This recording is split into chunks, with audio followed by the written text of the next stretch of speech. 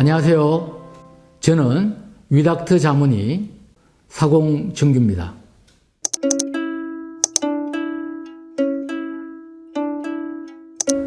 학교폭력 예방과 학생들의 정신적 고통, 또 고민 해결, 정신건강 증진을 위해 일선에서 열과성을 다해주시는 선생님들의 노고에 존경과 감사의 말씀을 드립니다. 최근에는 코로나19로 학생생활 지도와 코로나19로 인한 학생들의 정서적 안정을 위한 상담까지 더욱 노고가 크시리라 생각되는데요. 오늘은 코로나19 불안 어떻게 볼 것인가라는 주제로 우리 선생님들이 이 사안을 어떻게 볼 것인가에 대해 함께 말씀을 나누어 볼까 합니다.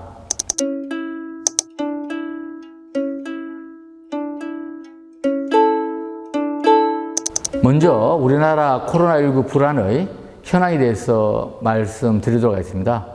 지난 4월 경기연구원에서 코로나19로 인한 국민정신건강 설문조사를 했는데요. 우리나라 국민의 47.5%가 코로나로 인한 불안, 우울감을 경험하는 것으로 나타났고요. 또 코로나19로 가장 피해가 컸던 대구의 경우는 불안, 우울감이 전국 평균보다 17.8% 높은 65.3%로 나타났습니다. 또 이번 조사에서 우리나라 국민의 49.6%가 다시 말해 국민의 절반이 코로나19로 인한 심리적 고통을 완화하기 위해 정신지원 서비스가 필요하다고 응답을 했는데요. 이는 우리 학생들에게도 마찬가지라고 생각합니다.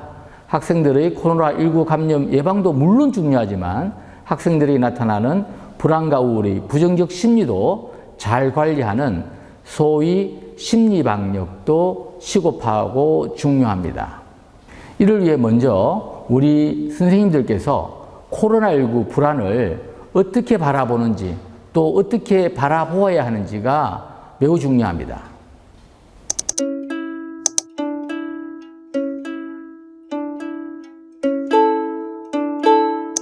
코로나19이란 불안, 정상적인 것인가를 알아보기 전에 먼저 불안에 대해서 말씀드리도록 하겠습니다. 불안이라는 것은 안전하지 않다는 의미인데요. 불안은 태초부터 인류와 함께 했던 감정입니다. 원시시대 인류 이야기를 한번 해볼까요? 밀림에서 사람들이 놀고 있는데 숲에서 부스럭거리는 소리가 났다고 가정해 봅시다. 이 부스럭거리는 소리가 맹수라고 생각하고 불안한 마음이 들어서 미리 피신했던 사람들이 있고요. 부스럭거리는 소리가 맹수가 아니라고 생각하고 계속 그 자리에서 놀고 있었던 사람이 있었다고 가정해 봅시다. 과연 어떤 사람들이, 어떤 인류가 생존할 가능성이 높았을까요? 부스럭거리는 소리가 맹수라고 생각하고 불안해서 피신했던 인류가 불안해하지 않고 피신하지 않았던 인류보다 생존할 가능성이 높았을 것입니다. 그렇습니다. 그렇다면 우리는 누구의 후예일까요? 아마 우리는 불안해서 피신했던, 살아남았던 자의 후예입니다. 제가 말씀드리고 싶은 것은 불안은 원시시대 때부터 위험에 많이 노출된 환경에서 생명을 지켜내고자 한 생존 본능에 기인했다는 점을 강조하고 싶은데요. 이렇듯 불안은 어떤 환경에 적응하고자 할 때 나타나는 가장 기본적인 반응이고요. 또 주로 친숙하지 않거나 위협적인 것으로 생각되는 환경에서 불안이 많이 나타나는데요. 좀 전에 들려드린 예로 다시 돌아가 보겠습니다. 숲속에서 들렸던 부스럭거리는 소리는 사실은 맹수가 아닐 가능성이 훨씬 높습니다. 바람 소리일 수도 있고요. 그냥 아주 작은 동물들이 지나가는 소리일 수도 있죠. 그러나 만에 하나 있을 수 있는 맹수일 수도 있기에 그러면 우리의 생명에 위협을 받을 수도 있잖아요. 그래서 우리의 뇌는, 특히 뇌의 편도체는 먼저 불안감을 느끼게 해서 위험 상황을 일단 피하게 해주는 거죠. 일단 살아남아서 그 부스럭거리는 소리를 전전도입으로 판단해 보니 사실은 별것이 아니었다라고 판단이 되면 불안이 사라지게 되는 것이죠.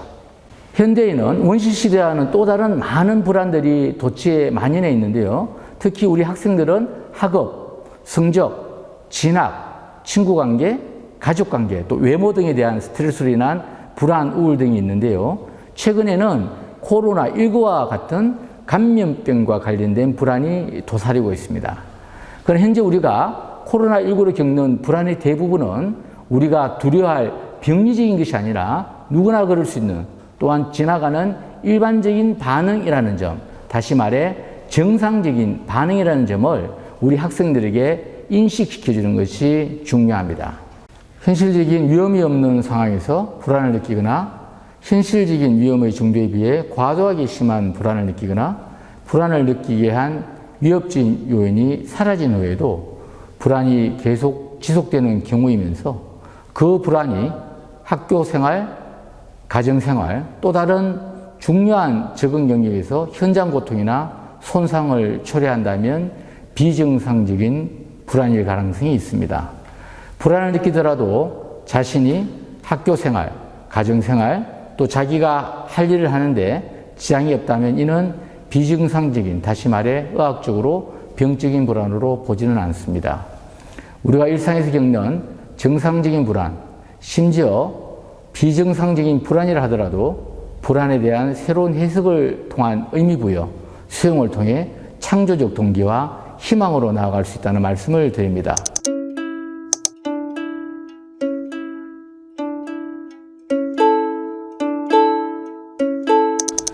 사회적 격리 또는 자가 격리로 인하여 홀로 있는 시간을 어떻게 바라보아야 하나요? 예를 들면요, 게임 중독으로 게임을 하기 위해 하루 종일 밖에도 나가지 않고 자기 방에만 있고 집을 떠나지 않는 학생이 있다고 가정합시다. 이 학생에게 이제 너는 집 밖에 나갈 수 없는 가택연금을 당했다고 한다면 이 학생은 어떻게 될까요? 대부분의 경우 이제 이 학생은 그렇게 즐기던 게임도 하지 못하고 집 안에 있음에 대한 답답함, 불안, 우울감을 느낄 확률이 높습니다. 드리고 싶은 말씀은 자가격리나 사회적 거리두기를 강제적 구속으로 생각할 것인지 자신을 위해 또 타인을 배려하기 위해 사회를 위해 스스로가 선택한 일로 생각할 것인지가 중요하다는 점을 강조합니다. 물론 인간은 사회적 동물이다라는 말처럼 우리는 서로 만나고 대화하고 부대끼는 사회적 행위에서 친밀감을 느끼곤 했던 삶에서 소위 사회적 거리두기라는 갑작스러운 변화는 서로의 마음이 멀어지는 것만 같은 어떤 괜히 어떤 뭔가 허전해지고 외로움, 고립감, 우울감을 느낄 수는 있습니다. 그러나 또 다른 관점에서 생각해 보겠습니다. 우리가 뭔가 조용히 생각해 버리는 시간을 가지려고 하는데 만약에 굉장히 시끄러운 군중 속에 있다고 가정합시다. 우리는 오히려 홀로 있음을 원할 것입니다. 사람은 사회적인 동물이지만 홀로 인생관과 가치관을 가지고 내 스스로 인생을 살아야 하는 존재입니다. 어느 누구도 나의 내면의 성찰을 대신해 주지는 않습니다. 홀로 있음을 외롭다고 느끼는 것은 홀로 있음을 부정적으로 보기 때문입니다. 홀로 있는 시간을 자기 자신과 만나는 소중한 시간으로 만들라고 지도해 주십시오. 홀로 있음을 스스로 마주하고 자신을 만날 수 있는 소중한 시간으로 의미를 부여한다면 홀로 있음을 외로움이나 고립감이나 우울감으로 느끼는 것이 훨씬 경감될 수 있을 것입니다. 내가 가장 오랫동안 함께 할 수 있는 사람은 다른 누군가가 아니라 바로 나 자신이라는 점을 지도해 주십시오. 혼자서도 잘 지낼 수 있을 때 다른 사람과도 잘 지낼 수 있음을 깨닫게 지도해 주십시오. 오롯이 혼자인 시간을 가져보면서 스스로가 어떤 사람인지 알고 깨달을 때 다른 사람과의 관계가 더 건강해질 것입니다. 학생들에게 홀로 있음을 자기 자신을 만나는 소중한 시간으로 의미 부여하게 한다면 오히려 코로나19로 인한 변화된 일상이 다른 사람과의 관계의 소중함을 일깨워주는 시간이 될 것이고 또한 자신만의 시간을 가질 수 있는 여유와 자신만의 시간의 소중함, 오히려 자신과 만나는 성장 과정이 될 수 있게 할 것입니다.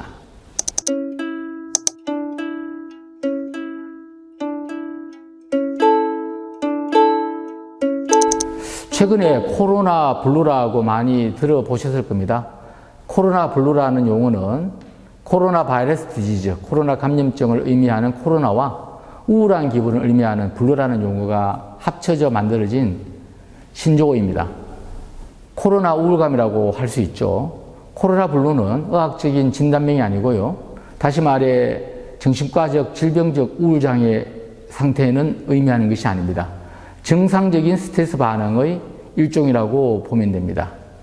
코로나 블루를 극복하는 방법 말씀드리도록 하겠습니다. 1월 코로나19로 우울해하는 학생의 지도 시에 잘 활용하시기 바랍니다. 첫 번째는 사회적 거리두기 등으로 인한 홀로 있는 시간을, 다시 말해 홀로 있음을 스스로 마주하고 자신을 만날 수 있는 소중한 시간으로 의미 부여하도록 지도해 주십시오. 홀로 있음을 외로움이나 고립감, 우울감으로 느끼지 않게 하는 것이 매우 중요합니다. 사회적 거리두기 등으로 홀로 있는 시간을 어떻게 볼 것인가? 외로움, 고립감, 우울감이 아니라 자신과 만나는 성장 시간으로 생각의 관점을 바꾸도록 지도해 주십시오.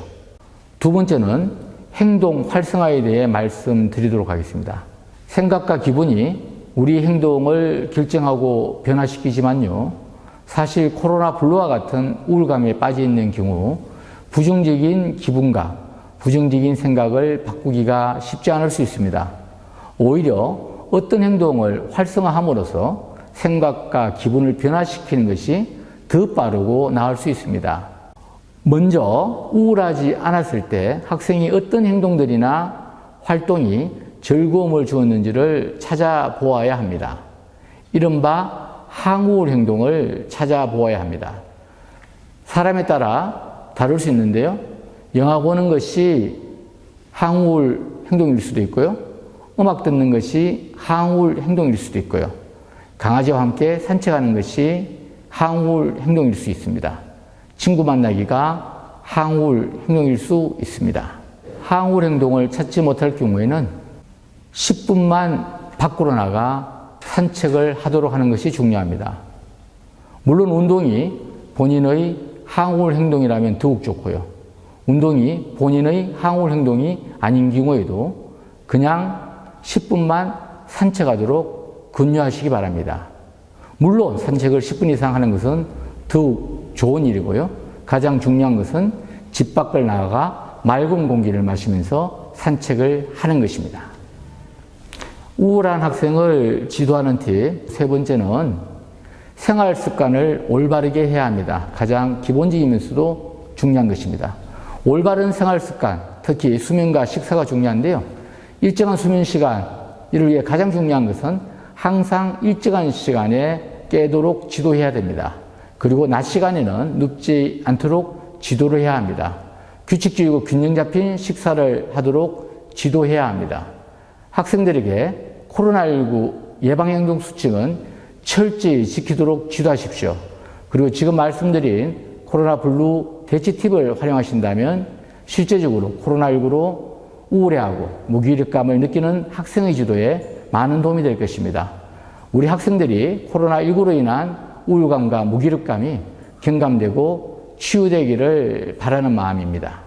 앞서 말씀드린 코로나 블루에 대한 대처 노력에도 불구하고 학생이 2주 이상 쉽게 우울감과 무기력감이 가라앉지 않고 계속된다든지 학교 생활에서, 가정에서 또 다른 중요한 적응 영역에서 현저한 고통이나 손상을 초래한다면 또는 반복적으로 나타나는 자살 사고가 있다면 정신건강의학과 전문의에게 의학적 도움을 받도록 권유하는 것도 좋습니다. 위닥터 프로그램을 권유드립니다. 이번 코로나19 위기는 위험이자 기회입니다. 우리는 모두 마음의 트라우마를 안고 살아가는 사람입니다. 그러나 개인이나 사회는 외상후 스트레스 반응이 아닌 외상후 성장으로 나아갈 수 있도록 해야 합니다.